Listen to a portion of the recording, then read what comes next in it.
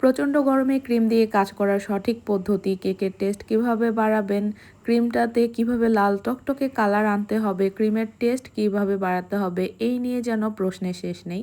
আসসালামু আলাইকুম এভরিওয়ান। আজ আমি আপনাদেরকে পারফেক্ট একটা ক্রিম তৈরি করে দেখাবো, সাথে ট্রপিক্যাল হুইপড ক্রিমের স্বাদ কিভাবে বাড়াবেন, গরমের সময় কিভাবে কাজ করতে হবে, ক্রিমে লাল টুকটুকে কালার কিভাবে আনতে হবে, ভ্যানিলা কেকের স্বাদ কিভাবে বাড়াবেন, সব কিছু বিস্তারিতভাবে এই ভিডিওতে শেয়ার করেছি। আর সাথে থাকছে এই সুন্দর কেকটার ডেকোরেশন আর এই কেকটার দাম কত রেখেছিলাম সবকিছুই বিশদভাবে বলেছি।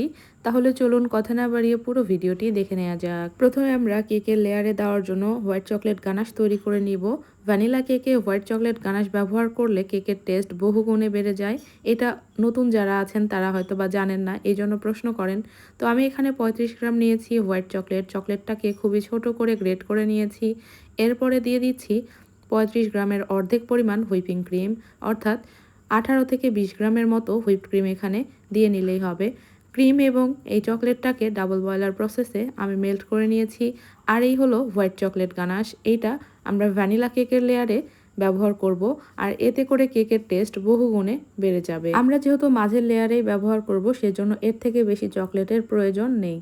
তো আমি গানাশটা একপাশে রেখে দিয়েছি। আর কেক ডেকোরেশনের জন্য এখানে ক্রিম নিয়েছি 2/3 কাপ পরিমাণ, মানে 1/3 কাপ দিয়ে দুবার নিলেই 2/3 কাপ হয়ে যায়। আর এখানে ট্রপিক্যাল ব্র্যান্ডের হুইপ ক্রিমটা ব্যবহার করেছি। ক্রিমটা আমি ফ্রিজ থেকে মোটামুটি 45 মিনিট আগে বের করে রেখেছিলাম। যখন তরল হয়ে গেছে সেখান থেকে মেপে একটি স্টিলের বাটিতে নিয়ে নিয়েছি।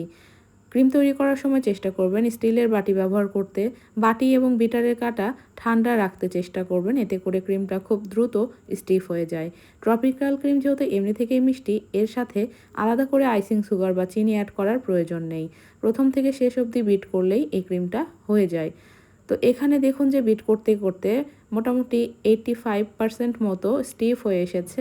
এই পর্যায়ে আমরা দিয়ে দিব গুঁড়ো দুধ। গুঁড়ো দুধটা দিলে এই ক্রিমের স্বাদ যেমন বাড়ে, আবার ক্রিমটা দ্রুত স্টিফ হয়ে যায়।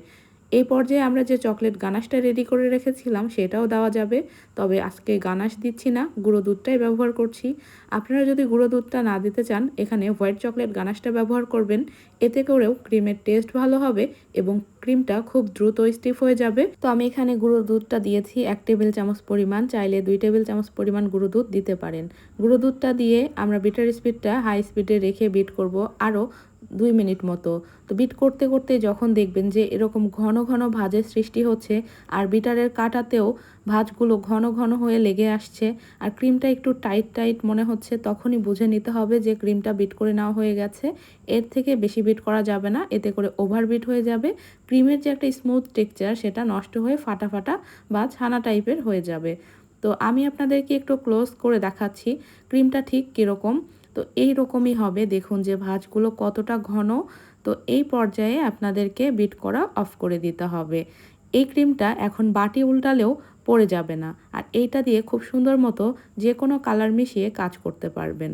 তো যেহেতু গরম, এই জন্য কালার মেশানোর পর একটু নরম হয়ে যাচ্ছে যত স্টিফ করি না কেন। তো সেক্ষেত্রে কি করতে হবে সেটাও বলে দিব। যেহেতু গরমের সময় ক্রিম গলবেই, এটাই স্বাভাবিক। তাই চেষ্টা করবেন ক্রিমটা প্রপার স্টিফ করে নিতে। আর ঠিক যতটুকু ডেকোরেশনের জন্য প্রয়োজন, ঠিক ততটুকু ক্রিম আপনারা ক্রিম তৈরি করার পরপরই আলাদা একটা বাটিতে ট্রান্সফার করে নিয়ে ঠিক যা যা কালার মেশানোর প্রয়োজন মিশিয়ে নিয়ে আপনারা নর্মাল ফ্রিজে ঢেকে রেখে দিবেন। এতে করে আপনার ক্রিমটা স্টেবল থাকবে, মানে গলে যাবে না। তো আমার এখানে শুধুমাত্র লাল ক্রিমের প্রয়োজন, তাই আমি লাল কালারের ক্রিমটা তৈরি করে নিয়ে নর্মাল ফ্রিজে ঢেকে রেখে দিব। যখন ডেকোরেশন করব ঠিক তখন বের করে ডেকোরেশন করে নিব। আর এখানে ট্রান্সের যে রেড কালার আছে সেইটাই বেশি পরিমাণে দিয়ে আমি মিশিয়ে নিয়েছি। বেশি পরিমাণে দিলে এমনি থেকেই লাল টকটকে কালার চলে আসে, অল্প কালার দিলে কখনোই লাল টকটকে কালার আনা সম্ভব না। তাই অবশ্যই বেশি কালার আপনাকে ব্যবহার করতে হবে। এতে ক্রিমের টেস্ট খানিকটা কমে, কিন্তু তিতা হয়ে যায় না। ট্রান্সের কালারটা একটু বেশি হলেও তিতা হয় না। তো আমি কালারটা নর্মাল ফ্রিজে ঢেকে রেখে দিলাম আর ডেকোরেশন করে নিব। এখন কেকটা আগে থেকে রেডি করে রেখেছি। তো এখানে যে নন এডিবল পিকচারটা দেখছেন, এটা ফটো পেপারে আমি কম্পিউটারের দোকান থেকে প্রিন্ট করে নিয়েছি। 1 পাউন্ড একটা কেকের জন্য এই স্টিকারটা 3.5 বাই 3 ইঞ্চি মতো প্রিন্ট করে নিয়েছি। স্টিকারের পেছন সাইডটাতে আমি কস্টেপ লাগিয়ে নিলাম, এতে করে আমরা কেকে বসালে এই স্টিকারটা ভিজে যাওয়ার ভয় থাকবে না, মানে ভিজবেই না। আপনি ফ্রিজে অনায়াসে 3-4 দিন রাখলেও স্টিকারটা যেমন ঠিক তেমনই থাকবে, কোনো সমস্যা হবে না। তো কস্টেপটা লাগিয়ে নিয়ে আমি শেপ মতো কেটে নিচ্ছি। তো আমার এখানে ফটোটা কেটে নেওয়া হয়ে গেছে। এখন এটা একপাশে রেখে দিচ্ছি। আর কেক বেসটা আমি আগে থেকে রেডি করে রেখেছিলাম। এখানে 1 পাউন্ডের একটা কেক বেস রেডি করে রেখেছিলাম। তো সেইটাই এখন ডেকোরেশন করে নিব। কেকটাকে আমি 2টা ভাগে ভাগ করে নিচ্ছি। 6 ইঞ্চি মোল্ডে কেকটা বেক করেছিলাম আর ডেকোরেশন করছি 8 ইঞ্চি বোর্ডে।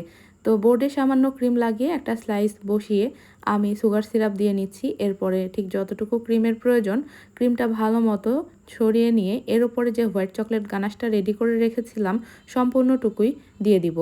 এই হোয়াইট চকলেট গানাশটা মাঝের লেয়ারে দিলে আলহামদুলিল্লাহ খেতে ভীষণ মজার হয়ে থাকে। এখন দ্বিতীয় লেয়ারটা দিয়ে আবারও সুগার সিরাপ দিয়ে অল্প ক্রিম দিয়ে চেপে চেপে ক্রাম কোট করে নিয়ে ফাইনাল ক্রিমটা একটা পাইপিং ব্যাগের সাহায্যে দিয়ে নিব। এতে করে ফিনিশিং দিতে খুবই কম সময় লাগবে। তো আমার এখানে ক্রাম কোট করে নেওয়া হয়ে গেছে। এখন ফাইনাল ক্রিমটা পাইপিং ব্যাগের মাধ্যমে দিয়ে নিচ্ছি। যারা নতুন আছেন, কেকটা ফিনিশিং দিতে পারেন না, তাদেরকে সবসময় বলি প্রথমে অল্প ক্রিম দিয়ে একটু চেপে চেপে ক্রাম কোট করে নেবেন। এরপর ফাইনাল ক্রিমটা একটা পাইপিং ব্যাগের সাহায্যে দিয়ে নেবেন। এতে করে হবে কি, ফিনিশিং দিতে খুব একটা বেশি সময় লাগবেই না। আর ফিনিশিং দেওয়ার সময় চাপাচাপি করা যাবে না, আলতো হাতে ফিনিশিংটা দিয়ে নিতে হবে। কেকটাকে ফিনিশিং দিয়ে নেওয়া কমপ্লিট। এখন আমি ছবিটা বসিয়ে দিলাম। এরপরে 17 নম্বর নজেল দিয়ে ফুল ড্রেসটা আমি ডিজাইন করে নিচ্ছি। আসলে এই ডিজাইনটা নিজেদের ইচ্ছা মতো যে কোনো নজেল দিয়েই বানানো যায়। তো আজকে চটজলদি যাতে হয়, দেখতেও যাতে ভালো লাগে, সেজন্যই 17 নম্বর স্টার নজেলটা ব্যবহার করেছি। আপনারা চাইলে এখানে 13, 14, 15, 16 নাম্বার স্টার নজেলগুলো ব্যবহার করতে পারেন। অর্থাৎ আপনাদেরকে মোট কথা হলো ছোট সাইজের স্টার নজেল নিতে হবে। বড় সাইজের স্টার নজেল নিলে ফুলগুলো বড় হবে। আর এরকম যদি ছোট সাইজের বানাতে চান তাহলে অবশ্যই ছোট সাইজের স্টার নজেলটা নিতে হবে। আর এই ডিজাইনটা বানানো একেবারেই সহজ। যারা নতুন আছেন তারা তো দেখে হয়তো বুঝতে পারছেন, কিছুই না, just dot dot dot dot করে দিয়ে নিলেই ডিজাইনটা হয়ে যায়। তো এভাবে ফুল ড্রেসটা আমি ডট ডট করে কমপ্লিট করে নিচ্ছি। তো এখানে ড্রেসটা হয়ে গেছে। ওই একই নজেল দিয়ে আমি কেকের সাইডে বর্ডার দিয়ে নিব। বর্ডার না দিলে দেখতে ফাঁকা ফাঁকা লাগছে, সেজন্য বর্ডারটা দিয়ে নিচ্ছি। বর্ডার দেওয়ার পর মাশাল্লাহ দেখতেই পাচ্ছেন কত সুন্দর লাগছে কেকটাকে। এখন উপরে কিছু রোজের ডিজাইন করে নিব। এই কেকটা আমাদেরই একজন রাইডার ভাই আমাদের কাছ থেকে নিয়েছিলেন, তাই খুব একটা বেশি দাম রাখিনি, কাস্টমাইজ চার্জ ধরিনি, আবার খুব একটা বেশি লাভও করিনি এই কেকটাতে, যেহেতু আমাদেরই ডেলিভারি ম্যান।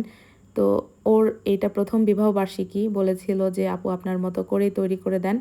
তো আমি চেষ্টা করেছি যাতে ভালো লাগে, তো সেভাবেই তৈরি করে দিয়েছি। তো দাম রেখেছিলাম মাত্র 500 টাকা এই কেকটার। তো উপরে আমি 2D নজেল দিয়ে এই রোজের ডিজাইনটা করে নিলাম কথা বলতে বলতেই। তো হয়ে গেছে আমার কেকটা ডেকোরেশন করে নেওয়া, জাস্ট কয়েকটা সুগার বল দিয়ে দিব, তাহলেই কমপ্লিট হয়ে যাবে। আর এই যে ড্রেসের মাঝখানের যে পার্টটা, বডির মাঝখানে এবং ড্রেসের মাঝখানে যে পার্টটা, ওইটাকে একটু হাইলাইট করার জন্য কয়েকটা আমি এখানে সুগার বল দিয়ে নিচ্ছি, এতে করে দেখতে ভালো লাগবে। তো অফ স্ক্রিনে আমি কেকটার উপরে হ্যাপি অ্যানিভার্সারি লিখে নিয়েছিলাম। তো এই যে হলো আমাদের কেকের ফাইনাল লুক। আশা করছি আপনাদের কাছে ভালো লেগেছে।